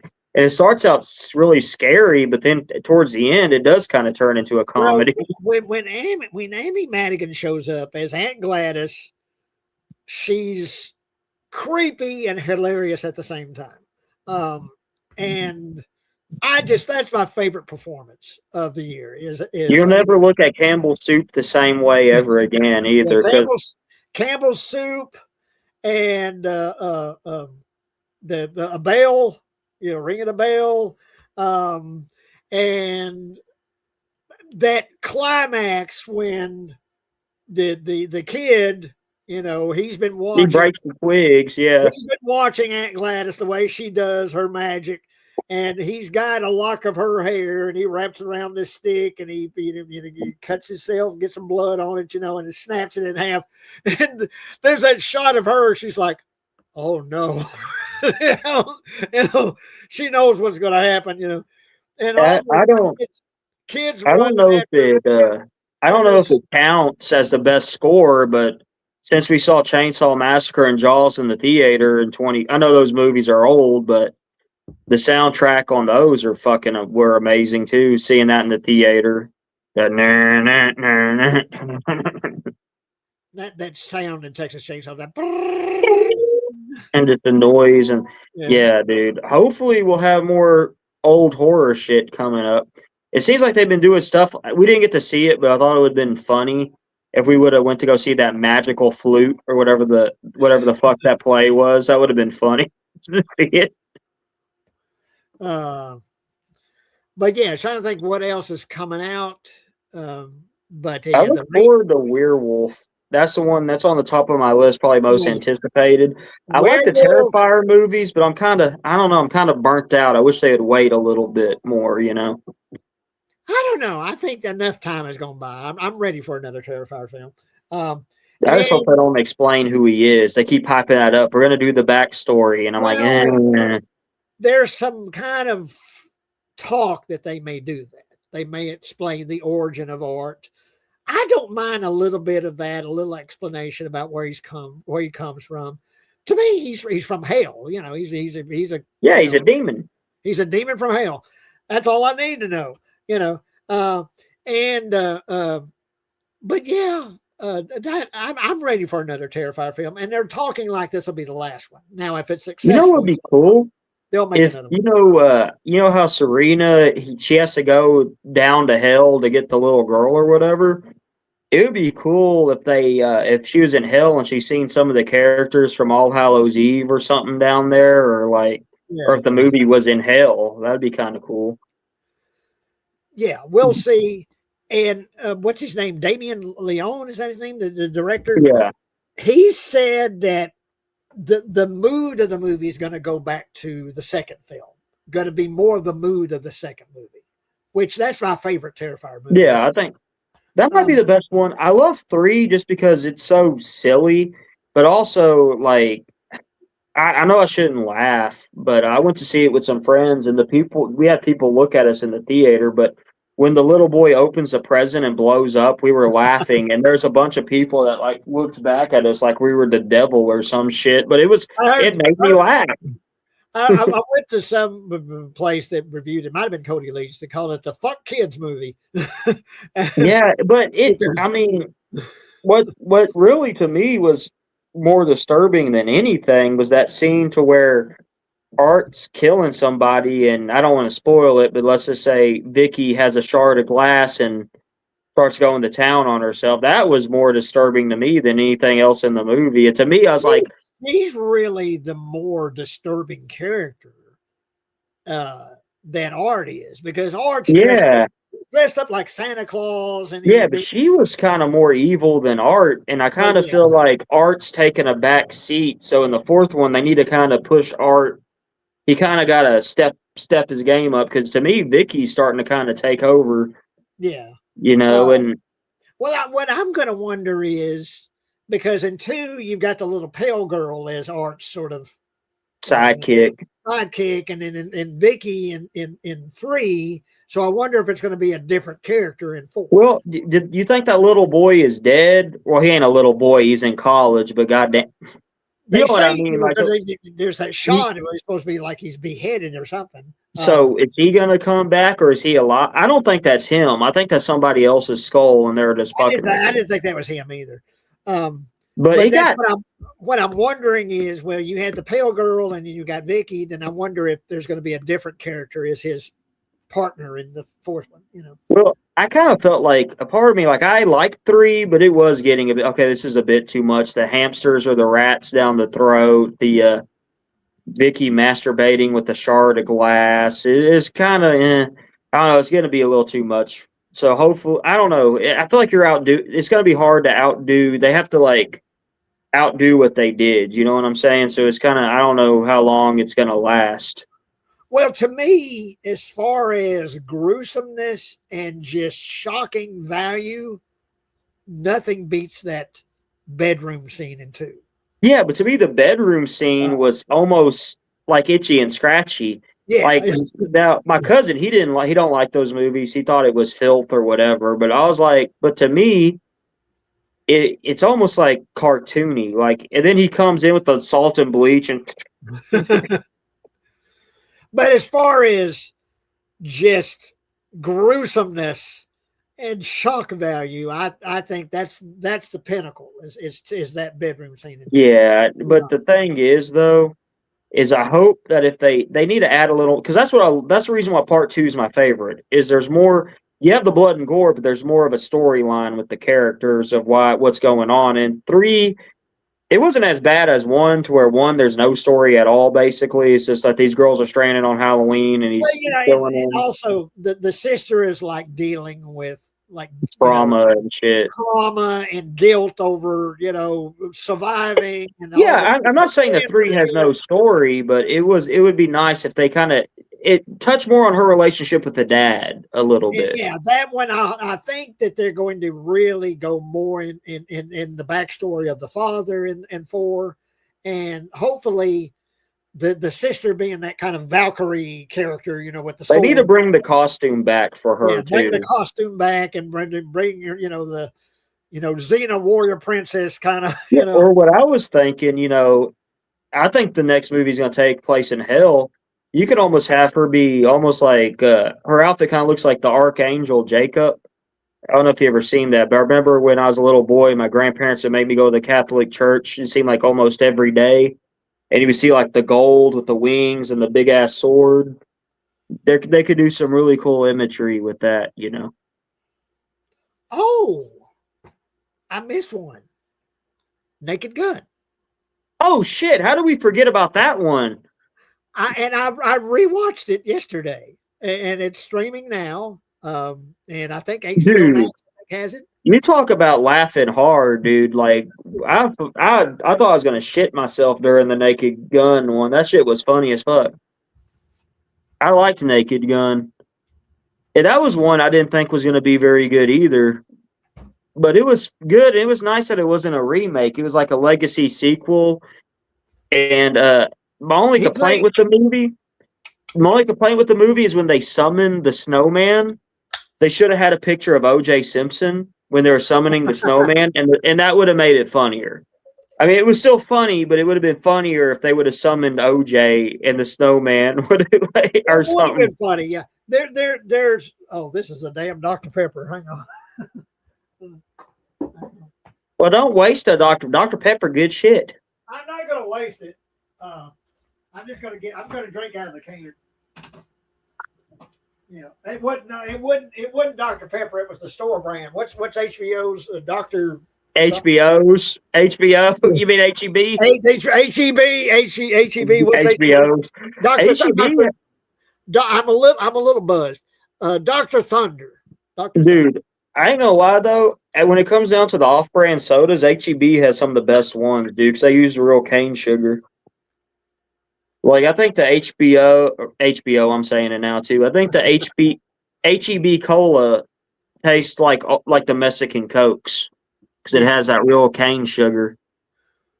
But yeah, Naked Gun was hilarious, and I know like there's some criticisms. Like Rambo Raff was saying, well, they ripped off the shadow scene from Austin Powers, and it's like, yeah, they did, but it was still funny. It still worked. And I think the Three Stooges did that gag before Austin Powers did, anyways, with with the curtain and stuff. And Liam Neeson's great, taking over from. Of course, Liam Neeson kind of sounds like Leslie Nielsen. He's the perfect person to do that role too, because he's in Taken and that movie The Gray, where he's always a tough guy. You know, and the way that you sell the humor in Naked Gun is to play it completely straight. And he plays it completely straight. He doesn't wink at the camera. He doesn't, he plays it serious. He plays it as a cop. He says all the lines very, very straight. And it's hilarious. If you're a fan of the original Naked Gun movies, I think you would really like the new one. Well, Pamela Anderson I thought was good too, and I think a lot of the movies we like, a lot of the people hated, and I didn't get it because when we left Naked Gun, we're like, that was good. It's really funny, and it's like I say, if you like those original Naked Gun films, I don't see why you wouldn't like this one. I think the reason I liked it so much too was I think the good thing about not just movies in general, or movies in general are like this, but comedies, especially if you're going through a rough patch in life, it's good just to forget about life for a while and have fun and laugh. And that's what that movie was. It was very fun, and I enjoyed it quite a bit. Yeah. But the scene with them and I know it's a ripoff of Austin Powers, or I think Three Stooges did it too with the shadow where it looks like they're doing other shit. But yeah, it looks like they're doing sexual acts and stuff. And then doesn't he have like a dog toy and the dog bites the dog toy and he's playing tug of war, but it looks like the dog is stuck in him off. He's looking like, what is it, through some kind of camera. But it's heat vision, but they have the curtain pulled down. And at one point, it looks like he's coming, but it's like he's spraying. He's got this. Because they're baking a turkey and it catches fire and he's like squirting on the turkey. And then Pamela Anderson walks the dog over and they think like they're like fucking the dog. And then the snowman coming to life was funny when they're, but it should have been OJ's spirit instead of some random spirit they summoned. It should have been OJ because they set that joke up earlier in the movie. And then if you're an MMA fan, there's a bunch of UFC fighters in it and shit. So, and Cody Rhodes, the wrestler, was in there. And I'm all about that wrestling and cage fighting. So I liked all that shit. But no, really fun. Batista's in there. It's one I'll watch again. Really enjoyed it. I watched it a few days ago. Really enjoyed, Naked Gun. There's a line, I'm paraphrasing. He says, she had a bottom that would make a toilet seat big for the brown. And then he I like how they go into that bar and that the evil guy is like, this is from the Bill Cosby collection of wines or whatever. She spits it out. It was funny. I like the bit with the coffee too, and then I think his dad's supposed to be that owl. Coffee. that his dad's supposed to be an owl or something that's reincarnated, and he's Yeah, like, well, he "Get him, shows up at Dad!" the end. The owl shows up. It's probably Leslie Nielsen, and he And shows then up. the owl shits on somebody. I liked it. There's one where he's driving, and then someone hands him a coffee. Oh, thank you, and he's driving. You know. It happens on the owl too. The owl's flying in the air, and they hand it to him. But he's always getting handed coffee, always drinking coffee. Speaking of what's going to become, because we're talking about what's coming in 2026, the guy who directed Hush, I forgot his name. You know what I'm talking about? The dude who directed Hush. I know who you're talking about. He got the job to do the new Exorcist film, and he did not like Believer. And there's that movie. Let me tell you something. I saw that movie drunk, and I thought it was all right. But I watched it sober, and it was fucking terrible. So that's why I don't get drunk when I go to the movies anymore. Mike Flanagan. Mike Flanagan, but he's going in a total new direction, and he's just saying, "Fuck all that shit. I'm not. I don't care. I'm not doing none of that shit. I'm doing my own thing." So it's not going to be a sequel to what. No, they wanted it to be, but he said he ain't doing it. He's doing his own thing, and so well, good deal. I'm anticipating that because that might be actually good, you know. But then again, I'm the same person. Give the benefit of the doubt, because, like I say, The Believer was just dog shit. Yeah. I look forward to that one though, since we're both fans of the original. I think it'll be interesting. Hopefully, that'll be one we'll see in the theater, and I think I kind of have high hopes if he told the studio I'm not doing that shit, and they cave to him. So hopefully, it'll come out good. Yeah. But I didn't hear about that Mike Flanagan. Yeah, that was a big controversy because Warner Brothers wanted him to make it because they were supposed to do 3 of the same story, and he saw a Believer and apparently told him it was a piece of shit, and he didn't want to make a movie like that. The guy that did those Halloween movies, what's his name? David Gordon Green. Yeah, and he was going to do 3 of them. And then after Believer came out, he was like he bowed out. So, well, good for him. Yeah, but yeah, I look forward to it. But I don't know. I'm the same person that likes Exorcist: The Beginning too, and I know a lot of people hate that film, but I don't know. I'm a sucker for possession movies. And then there's that new A24 film that I'm drawing a blank on, but it's where the paranormal podcaster goes in the haunted house. And it's talking to him through the headset, and it's yeah, I've heard of that. Yeah, I fell asleep with the TV on, and that shit max volume woke him, scared the shit out of me. So fuck. But yeah, go. I think it's HBO Max, but Sinners. You need to see that yesterday. Yeah, I need to see Sinners. You need to see Sinners, and let me know what you think when you see it, because I would be surprised if you don't really, really like Sinners. Was The Substance 2025 or was that 2024? I think that was 24. Okay, that was 24. Yeah.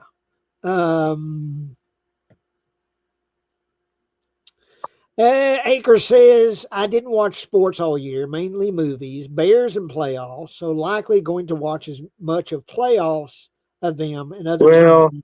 I hate to say it, but I done gave up hope on the Cowboys. I'm 31 years old.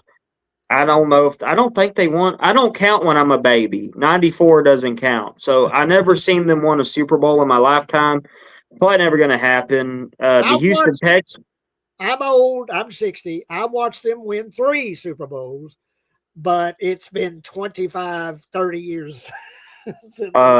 The Texans right now, the Houston Texans are 7-6 against Pittsburgh. So hopefully the Texans can go to the Super Bowl, but I don't really watch sports, you know. I watch the Cowboys play, but I'm not in. I don't know the players or the stats. I just kind of watch it. I watched them when they played Thanksgiving, and they won that game, so that was fun to watch. But I'm more into the wrestling and MMA. Fan, so. And let's see. Akers says would like to see live action Looney Tunes programs: Sam Elliott, Yosemite Sam, Paul Giamatti, Elmer Fudd, Alan Cumming, Marvin the Martian. Um, How would you do Bugs Bunny? Would it be a scary looking animatronic? Give kids nightmares? when Oh, she makes them you want to salad, talk about that?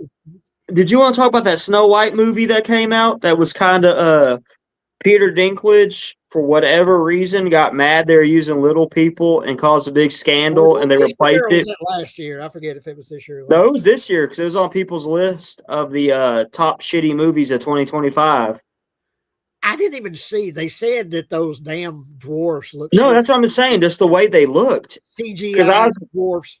I was watching Double Toasted. They're doing the worst films of 25, and they were showing some scenes from that movie, and no wonder it gave little kids nightmares. If I was a little kid and I seen those scary creatures, I'd have fucking nightmares too. They should have hired midgets. Well, and that's the thing, Peter Dinklage coming out and protesting that, the having dwarfs, audition for that movie. Well, come on. Every movie that he's in, the word midget is spoken. Pretty much. And Toxic Avenger, and I like the new Toxic Avenger, by the way. He did a good job as the human version and the voice. It's a different actress in the makeup. But that's the whole joke in the movie, is that the Toxic Avenger is a midget. So it's okay for him to be in the Toxic Avenger movie, but Snow White and the Seven Dwarfs is too much. Well, like I say, pretty much every movie I've seen Peter Dinklage. I really like Peter Dinklage. I like him as an actor. I had a nightmare about Peter Dinklage one time. I Yeah, was you told tied me to a about that. bed, and he wanted to take my blood, and I was like, please, no, no. And he's like, and I was like, fine, you can have it. And he's like, it's too late for that now. And then I woke up. Whatever the fuck that means. But it was scary. Let's see. Akers says, would you two please live stream the Oscars together and wear bow ties? Okay, I have a suit. I just have to find a bow tie. I may have a bow tie. Back when I did Chester Graham, I would wear a bow tie. And I'll look and see if I still have a bow tie. To be honest with you, I didn't even know the Oscars was happening that one year, until Will Smith slapped what's his face. Because to me, the Oscars, the reasons I want to make movies is not because of the Oscars. It's because people like George Romero and Toby Hooper and those people who would never in a million years went. To me, the Oscars is just kissing ass. Well, yeah, that's all it is. And I don't care about the Oscars either, but it's nice to hear people that I really like in a movie get a nomination. But they never. I don't know about you, but the people I want to see win never win. It's always some bullshit. Like, instead of Mickey Rourke winning for The Wrestler, it's like The Artist or whatever the fuck that was, where they're like pretending to be in a silent movie. But that movie wasn't bad, but it's just, I don't know. It's like the movies that I like that are Oscar films are like old William Friedkin shit, or old like westerns that they don't really make anymore. Well, and because last year Demi Moore was nominated for The Substance, and I kept pulling for her to win because she didn't win.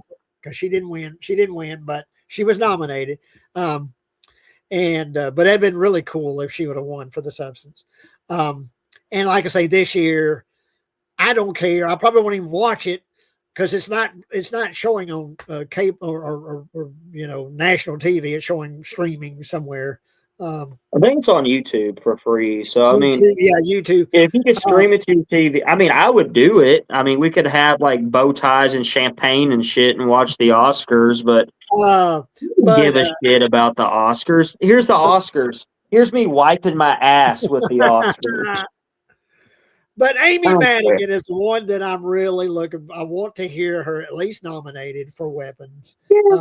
But it's never going to happen. You know why? Because they don't want to give horror films a chance. There's going to be some pretentious bullshit that they're going to be like, yes, this we're going to make this one. It was in black and white, so it's going to get an Oscar. Like, I predicted Oscar movies one year without even seeing them. I'm like, this one's going to win because it's about slaves. This one's going to win because it's in black and white. This one's going to win because it's about LGBT people. Nothing against them. I'm bisexual. I don't hate LGBT people, but that one's going to win. And I was right. They all won, and I didn't even see the movies. And I'm like, it's political shit. That's all it is. Yeah. Fuck the Oscars. You know what the Oscars I could do? I'll take it, lube it up, shove it up my ass. That's what I'll do with the fucking Oscar. Well, I was watching when Will Smith slapped Chris Rock. Dude, that's the only reason I knew it was on was because everyone's like, "Oh my god, Will Smith slapped Chris Rock," and I was like, "What?" And then everyone's like, "Poor Chris Rock, dude." Chris Rock got paid, bro. He was happy. If Sinners is good, I hope Sinners wins an Oscar if it's as good as everyone says it is, but probably not because it's a horror movie.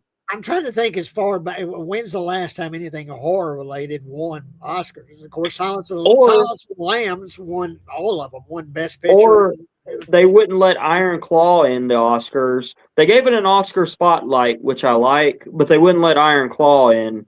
But I don't know.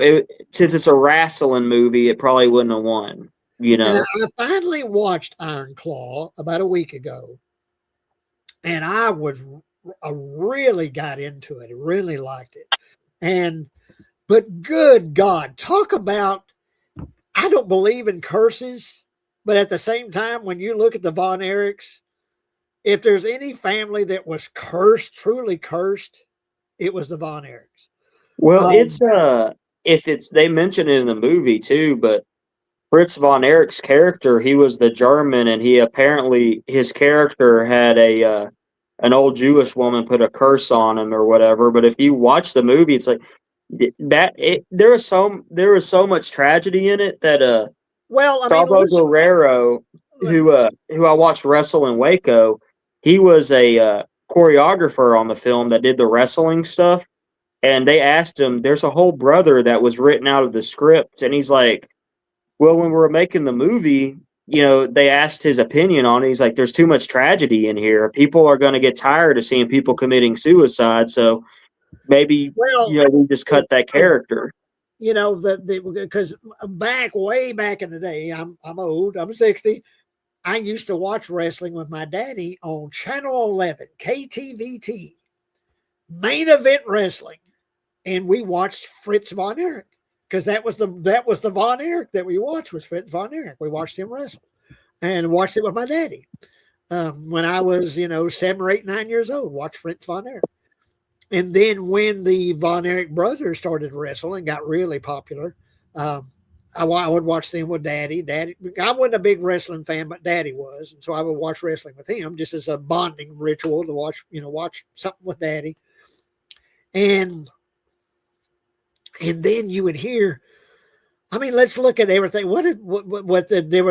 They had a young boy.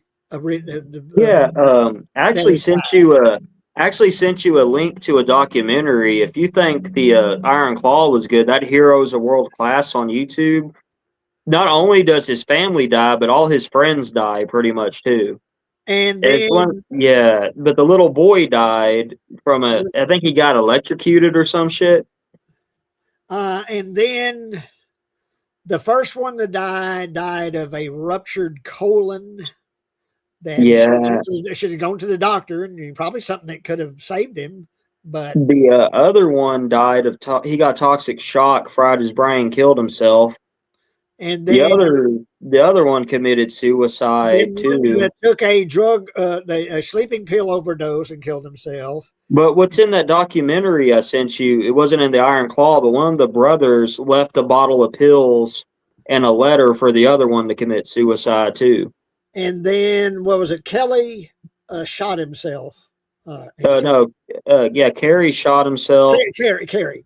And then what's also not in the Iron Claw movie that was in the documentary was the dad got Alzheimer's and pulled a gun on Kevin and told him to kill himself. So there's so much depressing shit in that true story that they couldn't put it all in a movie because no one would believe it, even though it really happened. But that's the only one left, isn't it, is Kevin? Well, if you count his sons and then the daughter or whatever. His sons wrestle? I didn't know his sons. Yeah. And dude, Kerry Von Erich's daughter, like she's like in her 40s now. God damn. Yes, I do. Remember that guy who used to be in the chat that had a glove fetish? Yes, I do remember him. I was doing a stream with Kathy, and when he came in, and it's Gloves or something, and that is his name. It's something Gloves. and he collects gloves. That's his thing, is he collects What gloves. do you think about people making the photos of J Reel's nuts and it's like a bag of nuts and Betsy Palmer's picking them and shit? Well, now here's the story about that. Now, way back when I used to do the show with Dana, I would often do the show in my underwear because it'd be so fucking hot here, being 85 degrees inside the house, even with the air conditioner on. And we would do this noon show. And so sometimes I would be in my damn underwear. Or sometimes we'd do a late night show or a watch along or something. I'd be in my underwear. Now I was covered up. It looked more like I was wearing shorts, you know. It didn't really look, you know. Well, there was talk that I had exposed myself. I didn't see it because I went back and I watched that podcast and I didn't see anything. I thought you were wearing shorts. There was sometimes I would have my hands between my legs, and I thought, well, maybe it's my thumb they're talking about. They're seeing my thumb, and they're saying, well, he's got a nut hanging out. But I looked at what they said was the show that I showed my nuts or nut, and I didn't see nothing. I didn't either. I didn't even know those were underwear. I thought those were like swim trunks or something. It really looked like they looked like trunks, yeah. But it was underwear. And but it was funny because somebody started posting. It was in one of the Death Pit shows. J Reel got. They made it sound like you hooked up with Betsy Palmer and that you were into her like busting your nuts or something. And I was like, wait a minute, I didn't hear that story. What I want to know is why is that coming back? Why is that being brought back? Why is it Betsy Palmer? You know, what the hell? I thought I was like, damn, did Jay like hook up with Betsy Palmer at a convention or some shit? Like I didn't know. I never met Betsy Palmer. And let's see. But there's one of you wrestling Betsy Palmer, and like it's the AI is getting scary, by the way, because it's looking too realistic. But she has you in like a headlock, and you're wearing like these shitty drawers or something. And it's just I don't know. It just became a thing with the J Reel's nuts on the Dead Pit page. I don't know. And there was way back during that time, there was a guy that was his screen name, J Reel's Nuts. But that was his name, J Reel's Nuts. Yeah, but the AI shit, man. Do you think it's going to kill us or take our jobs? I'll tell you something about that. I will occasionally watch adult movies, adult stuff. Let's put it that way. Yeah, we're being classy about it. Yeah. And I was recently watching an adult video where a man and a girl were getting intimate with each other. And I enjoyed it. I got to the end of it. And then I backed up and I saw the title because I really didn't notice the title. And it was a fucking AI video. It was none of it was real. And I had no idea. I thought it was all real. And I'm like, motherfucker, it's something that realistic can be made and created. Then we're all fucked because. Have you seen that fucking Atlas robot that's going to take. Okay, they made a robot. They made it not only 250 pounds, but it can do this. It can do jumping jacks. They had it doing kung fu. Why are they teaching it to fight? They had it doing kung fu and they had it doing manual labor. So, like, to me, I'm going to be like John Henry having to fight that damn thing, trying to keep my job. But that AI stuff, and if you, of course, I mean, this is a little no account stream that I do. I just get, if I get 100 views, I think I'm really doing good. But there's some that do like, 1 million views or whatever that earn their living doing YouTube stuff. And someone could do an AI version of them, but they're saying something really, They did it to Joe Rogan. They did it to Joe Rogan, selling some shit. There were some scammers that were stealing people's credit cards and it was Joe Rogan saying, if you buy this supplement, it's so good, it helps with my workouts, all, and it looked just like him. It You wasn't. can't tell. I mean, you really can. Like I say, when I saw my adult, video, and I thought, oh, that was good. Yeah, okay. It got me going, and then I saw that it was fucking AI, and I was like, you got to be kidding. And I went and looked at it again. I didn't watch the whole thing again, but I watched little bits and pieces. And I said, that's fucking AI. Good God. It's got to the point now where you literally cannot tell. What do you think is going to happen to films? Because studios are trying to save money and shit. So do you think they're going to get rid of writers or maybe some actors and Or just some have like actors, AI say, shit? well, Tom Cruise, look, just sign the contract. We'll make the movie. You don't have to do anything.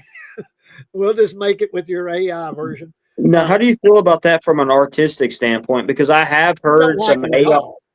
I heard some AI songs that were very catchy and that were enjoyable, but to me, it's just I don't know. Like with movies and shit, I feel like you need people acting. Like if you have AI, it's not. I don't know. It's not the same. I got a email the other day from Bruce Fitch, who did that final song in my movie, She Made a Monster, that got the guitar, riff. And he sent me an AI version of that song that he did. And I really enjoyed it, but it was like all these different instruments had come in, and it was more expansive and it sounded like more of an orchestra. I really enjoyed it, but I was like, man, it's gotten to the point where, like you say, you could just do away with writers, you could do away with actors, you can do away with directors. You know what? I did try the John Henry. Have you heard? The John Henry song that Johnny Cash sang about John Henry fighting the steam machine. He's competing with it, trying to break the rocks or whatever. You know, or you heard the story of John Henry, who's the big black dude with the big Yeah, with sledgehammer, the sledgehammer. and the machine was going, and he's trying to beat the machine and is trying to take a job. I write poetry as a hobby sometimes, and I try to compete with it, and it kicks my ass, and it pissed me off. So I kind of have like a kind of a hate towards it. I was like, oh yeah, let me try it, and I was writing some stuff in the break room, and it took me about 20 minutes to come up with one, and the fucking AI spit out like 10 of them. Just like, Yeah. or maybe I just It's suck. I scary. don't know. Anyway, to answer your question, AI scares me. So, It does scare me, but does it kind of pissed me off because it kicked my ass. Akers says that Amy Madigan is her favorite to win Best Supporting Actress. Mine too. Mine too. What was she in?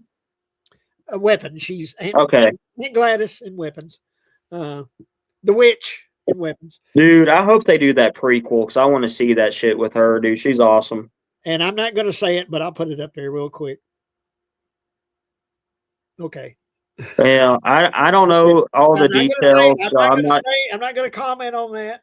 I'm not gonna. I don't know all the details, but I'll watch her stuff from time to time. But I nothing. I don't. I never met her or whatever, so I ain't gonna say nothing mean. I don't know. I don't have beef. Tex for coming in. Nice to see you, Tex. But yeah, I'm not going to comment on that. I don't have any hard feelings, really. Dude, I wanted her to come on the show. Darren spoke up for me and saying that I was being too nice and all that. Honestly, I just have to be honest. I really don't have any lingering. Well, like I said to Jay, I like her shit. I wouldn't mind her coming on the show, but it'll probably never happen. I invite her. Dana, you want to come and hang out? We'll hang out. We'll be nice. We'll be courteous. We'll be respectful, but nice. It would be nice to hang with you again. What's your favorite movie you didn't expect to like from 2025? Oh, that's a tough one. The Long Walk was one that I was just kind of like this. They're just walk. You know what I'm saying? That was one. Naked Gun was another one. I didn't think that'd be that good as it was. I'm honestly, I keep harping on Weapons, but I'm going to say Weapons because I went in kind of blind on Weapons. Yeah, and the poster was kind of bland too, so we didn't even know what weapons. The kids are walking with their arms out, and honestly, that movie just got me from the beginning with the George Harrison song and the kids all running out of their house with their arms outstretched. And I was like, this is what's going on here, you know? And it's a movie that it's like, if you're not familiar with it, if you're seeing it for the first time, it's it surprises you, you know, things Yeah, happening. I was so pleasantly surprised with it because I was like, I don't know, we're gonna go see this, and I was like, damn, this is pretty good. There's shit that's scary in it. The parts that make you jump, It's make you jump. The funny, the parts that make funny you part. laugh, make you laugh. Um, I like the whole gag with the cop that keeps getting stabbed, the hypodermic needles and shit. well, and then there's the drug addict kid where he gets possessed by Aunt Gladys, and where he just keeps coming back and coming back and coming back and attacking that guy, and he throws him, and then and he goes, and he just What keeps about the coming back. Asian dude, the big fat Asian dude that with his eyeballs bulged out? Yeah, he's chasing him. Dude, I loved Weapons. I thought Weapons just that might have been the best movie of the year. But that's just me. I liked Well, it. like I say, would watch Sinners because I put them kind of even, Sinners and Weapons. Because Sinners is one of those movies that's like a movie that's like a big, sort of big widescreen production, you know, kind of like, you know, trying to think of a movie that I would compare it to. Gone with the Wind. Maybe not Gone with the Wind, but something like, you know, a Shawshank Redemption or, you know, the Green Mile or, Good, the Bad, and the Ugly. Like it's just yeah, that maybe Good, wide Bad, Good, scope. which it don't have anything to do with any of those movies. It's not like any of those It's movies. just in that super letterbox kind of That thing. big Right? sort of epic scale kind of movie. And what's cool about that movie is for a good hour or so, it's just about these two brothers, black brothers, during the Like, 1930s. They want to open up a juke joint, and the music is great. That period music, and so when like halfway through the movie, vampires show up. You go, oh, cool, vampires, and it's like you don't expect vampires because you don't get an indication that well, vampires show up. I look forward to watching it because I like Lightning Hopkins and BB King and that kind of music. Well, if you like that There's kind of music, one you're gonna love Sinners. there's one called Him that I would like to get to seeing. That was from 2025 as well. Which when we were in the theater and we saw the previews for that, me and Jay were like, "Damn, another football movie, okay?" And then it's like, "Oh shit, this is about selling your soul or some shit." That yeah, the reviews of that were kind of so. Yeah, but I'll see it if it's on streaming somewhere cheap or streaming on Peacock or something. I'm not going to comment Texas, but thank you, sir, for saying that. And Moonstar Travis, huh? Make a John Henry movie. Yeah, that'd be dope. Yeah. There's some actors I could think about for that. You know, you need Be right you need back. you need like a real big muscular black dude.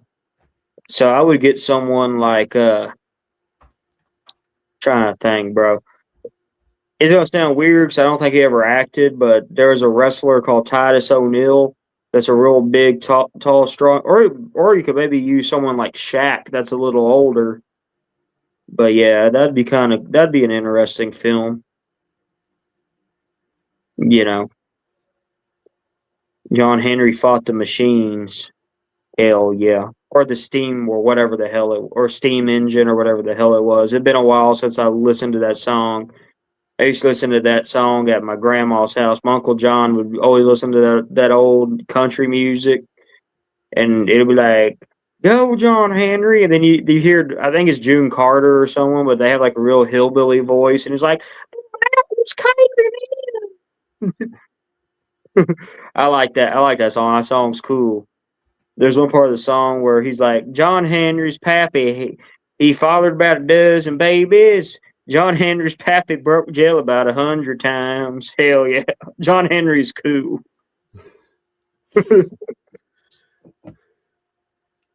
Yeah, dude. We should do another show about music, man, because there's so much shit. Because our tastes in music are very different. Like, you want to tell them about those songs I played for you, those Red Sovine ones? Oh my God, Red Sovine. Now he doesn't sing; he sort of just talks. He talks in He his has a real good voice, though. yeah, but I like his voice. But pretty much every song he does is about some kid dying or some Or woman somebody dying or dying, somebody or dies. And that fucking thing with Santa Claus made me want to slit my wrists. that shit made me cry, bro. Oh For real. God. I was sitting on my porch listening to that shit, crying, and somebody was walking their dog. Like, you all right? It's a guy dressed as Santa Claus, kind of like a supermarket Santa Claus. And this kid walks up to him and says, "Well, Santa, I've been a He's bad boy. barefoot and anorexic. Yeah, I'm a bad boy, but I'm not. I don't want anything, but I just want." And so he sits on Santa's lap, and the kid fucking dies. But you didn't tell the whole story. He's like, "Where's your parents? Daddy lives in prison because he killed Mama's girlfriend. Mama's new boyfriend drinks beer a lot and cusses at me because I'm in the way." And he's like, Because I'm a bad boy. he ran away from home, and he's like, "I sleep in empty cars I find." And then he's all like, "Oh my God." And he's like, and he's like, "I know I've been bad because you never come to my house. I never get any Christmas gifts." And we're laughing. But if you listen to the song, it's so sad. If you don't cry or shed at least one tear, you're not fucking human. And And then then he's like, "I have one wish." he dies in his lap. He dies. But before he dies, he's like, "Can I go be up with Jesus or whatever?" And then he dies, and it's sad. And then Santa's like, "He's off with Jesus now. He's with Jesus. Do not be sad." But anyway, yeah, Red Sovine. Go Dude, and then there's another one I listened to where the ending's happy because a crippled kid gets to ride with a truck driver. And I told Jay, I'm like, "I don't think no one dies in this one." And he was all like, "Daddy's dead." I was like, "Fuck." And I think I called you. I said, "You motherfucker." Yeah. And I forgot. In all honesty, I forgot that the dad was dead. But there's a couple songs to where he doesn't. Well, he talks. He sings some songs. There's some song he sings, but he mostly talks. But there's some songs to where that are kind of normal songs. And I was listening to one about his wife. "Oh, my wife, I love my wife, and she went off somewhere, and I heard her voice. And it turns out she was an angel, and she was fucking dead. And the phone rang. He's all like, "Your wife had died in an accident." It's like, damn. Yeah, dude, my dad listens to a lot of Red Sovine. I heard that when I was younger. They'd be listening to on Sirius, or I think it's called Willie's Roadhouse or whatever the fuck. They'd be listening to that, and it was all about people dying. And the one that I kept hearing growing up, and that my daddy liked quite a bit, was that "Giddy Up Go." Yeah, that one, we listened to that one. That one was, it ends happy, but the mom took the kid away from him for like 20 years, so he didn't get to see the kid. And then he's all like, that was a happy one. "Giddy up, go, daddy. Giddy up, go." Dude, the Little Rosa one was pretty brutal too, to where he's like, "I was walking in the cemetery and I saw a man weeping over a grave of a child. And this is the story in his broken English as he told it to me." And it sounds like Mario. "Hey, pushing the crowd this away, and I'm pushing the crowd that away, and then my daughter dead." But yeah, I mean, we're laughing at this shit, but if someone's an actor and they need some shit to make them cry, dude, those Red Sovine songs will make you bawl like a bitch. That Little Rosa song had me crying like a fiend.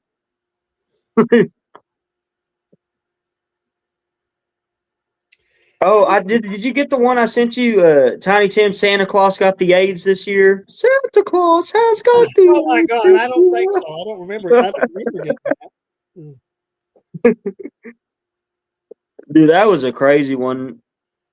He's like, the reindeers all look blue. They know what Santa's going through.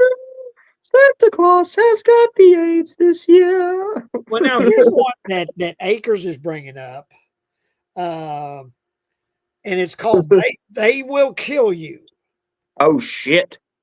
They Will Kill You is an upcoming American action comedy horror film directed by Kirill Sokolov from a script written by him and Alex Litvak.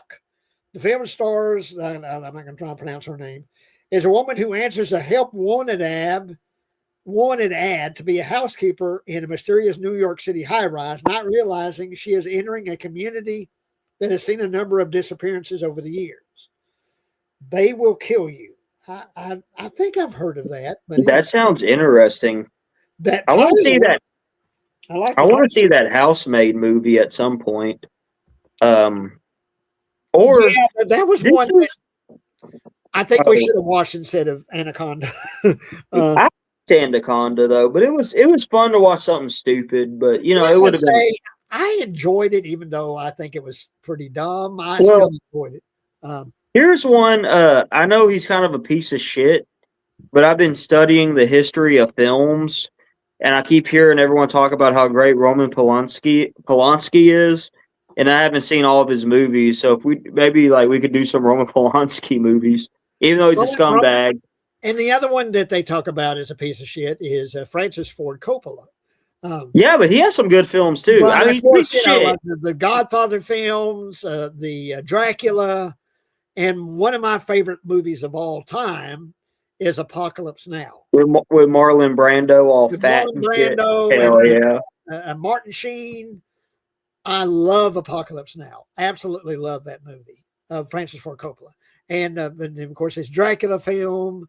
And he looks like he has titties on his head, Dracula. He looks like he has titties on his head. But then he's a werewolf. Is there a scene where Dracula he transforms into a werewolf and is smashing that girl? He's screwing her on he's screwing that girl as a werewolf. Went on a rider. Yeah. And but of course the Godfather films. And watch Polanski's Death and the Maiden. I haven't seen that. There's one called, was it Repulsion, where the arms are coming out the wall and shit? Ninth Gate may be my favorite Polanski. Yeah, don't get me wrong. I'm not saying like I don't like what he did. He's a scumbag. But I'm just saying I was listening to Quentin Tarantino give a lecture on Roman Polanski movies, and they're showing some film footage, and I think it's Repulsion, or it might be where the arms are coming out the wall and shit. I don't know if that's Repulsion, but that looked like that'd be visually interesting. Like I kind of want to watch some of this shit because I haven't seen. I don't think I've seen Repulsion. I need to see Repulsion. The only thing I can think of is Rosemary's Baby and the Pianist. Baby, because I think that's a great movie. I think it's very effective. Rosemary's Baby still holds up. That movie is very effective. But yeah, but I told my sister I was going to stop at 3, and I'm going to stop at 3 on this because I'm pretty buzzed. Yeah. I've been drinking this 40 ounce, and I got a little bit of a buzz too. But I like drink. See, I don't listen to a lot of rap music, but when I do, I drink 40 ounces. And when I got that tattoo, Damon and them kept listening to that one damn rap song that was Kanye West. It's called Mercy. And it's like, I had that stuck in my head for a week. I have to send you that song if you never heard it, but it's like some voodoo chant going on during when they're rapping. When they're not rapping, it's like, and it's like demonic sounding. It's crazy. Yeah. Yeah. But okay, well, I guess we'll kind of wind down here. We'll wind down. Hopefully, we did a couple of hours. This has been a good one and great. Hopefully, I can get guys. Hopefully, I could get some wrestling tickets. I want to take Jay to wrestling. I'll go. Yeah, I'll go. And I will say this because I know people say it's all fake and shit. It takes athletic ability to do what those guys do. Like I went to a Heart of Texas show, and you had people doing 360 flips over the top rope and picking up 300-pound dudes over their heads and throwing them. So it Well, like I takes said, athletic skill. when you watch that Iron Claw movie, you definitely see this, the physical, skill that they have to do what they're doing. And also, if you like movies, I mean, wrestling has storylines and stuff. It's like a drama, but with like body slams and shit. Yeah. Also, the women have their booty cheeks hanging out, and I know Jay likes to look at ass, and so there, dude. I'm telling you, that one girl, bro, she was rubbing her ass in the other girl's face, and I was like, damn, I would pay for that shit. But thank you, everyone who is participated tonight. Thank you. I'm not going to name everybody, but thank you, everybody. Got a pretty good crowd. Yeah, thank you. We had a good crowd tonight, and this has been a good one. It's been great to catch up with you guys, and hope to start doing this more often, and not waiting as long as we waited for the last show. Yeah, it's just work that's been fucking crazy. And but yeah, hopefully you and I will be able to just hang out again. Go see. Yeah, well, I'm hoping that next week we can go see Primate.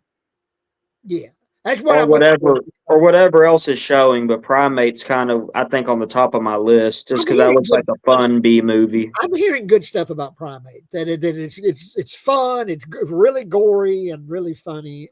Not fun, The chimp has to rip somebody's face off or balls off because that's what chimps do when they attack. And please hit that thumbs up. You may not think that makes any difference, but it does. The algorithm. Share it, hit the thumbs up, share it. We're trying to compete with. It's hard for like YouTube to me. Like when I was in junior high, it actually used to go to the public library to watch Cool Duder and Dead Pit and shit. But it was more like just people on camera talking and stuff. And now we're trying to compete with big budget shit. So share us around, Yeah. The old school YouTube of just normal people talking and shit. Just kind of like, I don't know. That's what YouTube should be. But yeah, definitely 2025, at least for me, was a memorable year because I got it was kind of a in terms of movies and entertainment. In terms of movies and entertainment, yeah, but personally, in my personal life, it sucked. So hopefully 2026 will be better. Hopefully no one dies or nothing bad happens and we just get through it, Yeah. Well, I amen that.